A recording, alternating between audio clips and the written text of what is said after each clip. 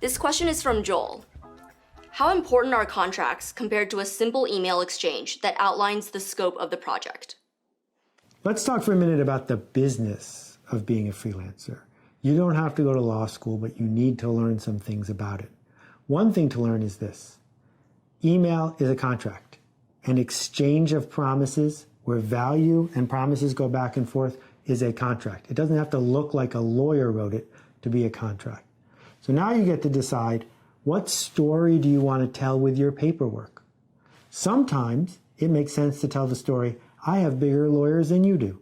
So if for example, you're dealing with customers you're only going to have once, and there's a fair amount of money on the table, like catering for a wedding, it might make sense to hand the bride a 6-page typeset agreement that leaves no room for negotiation and makes it clear to her that after you do all this work, yes, in fact, she will pay you or you will take her house. Because these contracts aren't just legal, they're marketing. And they say, I'm a professional and this is the way I do business.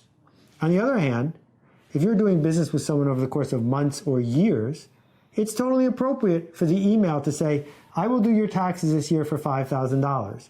And the person writes back saying, okay, that's a contract, ladies and gentlemen. And the good news is no one's going to argue about it later because you've been doing this guy's taxes for 8 years and you've got another 20 before he retires. All you need to do is formalize the arrangement so he's not surprised when the bill for $5,000 shows up. So again, everything's a story.